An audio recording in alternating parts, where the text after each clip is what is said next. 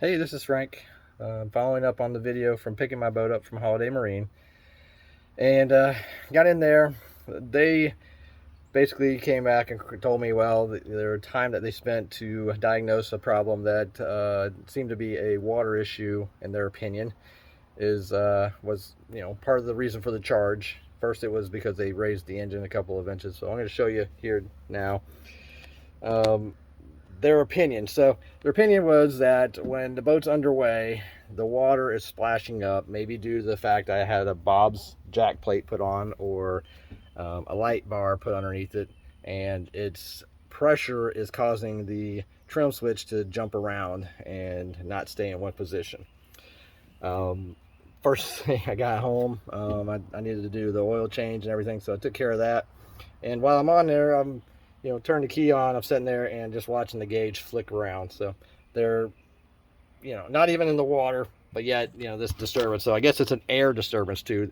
The guy told me I need to put some electrical tape around the leg of it, maybe to give it a little more friction.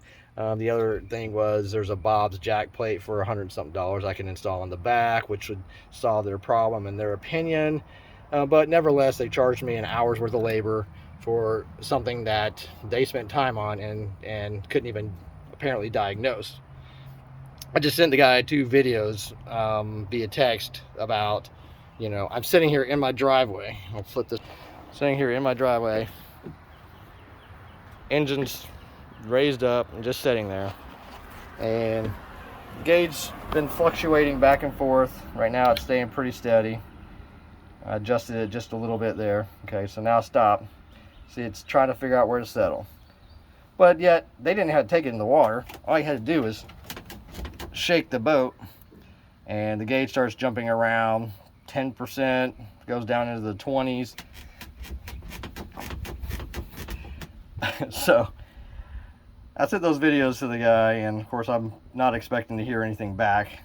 Just the fact that I'm like, okay, well, apparently with the air disturbance, because I'm not in the water now, that is flushing up underneath the engine, is causing the switch to get pressure on it, and now I'm having those issues. So his answer was to build a little plate to go underneath the switch to keep the water spray from going on. See, it settled back at 36. Let's do this again. Shake the boat. 33, 34. So you can imagine when the boat's actually on the water and moving, and that engine is actually putting force against the engine, the thing, and moving, that's going to magnify, not by me just literally using my weight to move it back and forth on the trailer. Let's see if I can get it into the 20s. Let's shake it really good. Oh, there's my 36 again. 34, 33.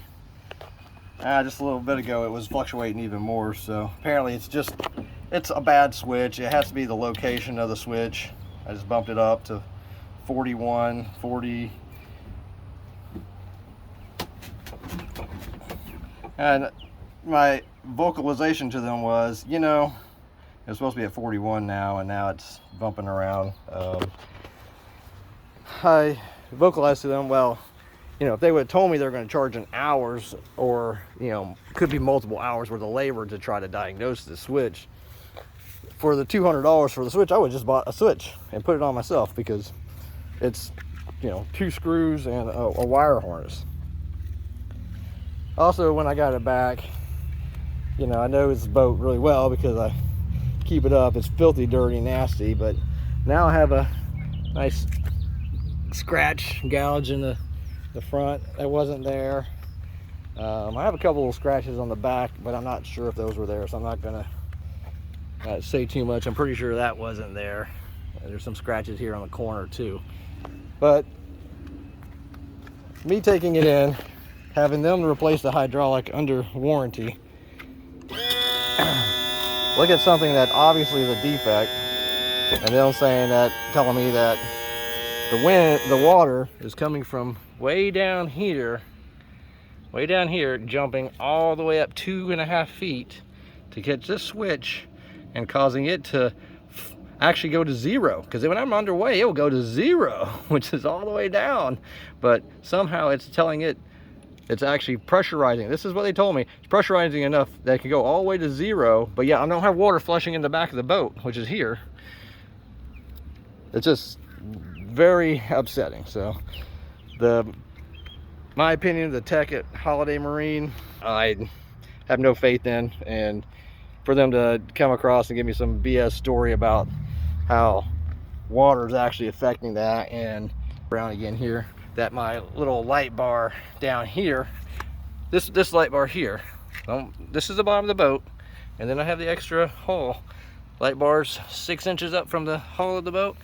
That's causing a water disturbance and shooting water straight up in the air to the switch. But we all in the marine industry know that when you're underway, the water flushes level with the bottom of the boat out and then starts curling back up as it hits the engine. That's the reason for setting back jack plates, is to get more water into the prop.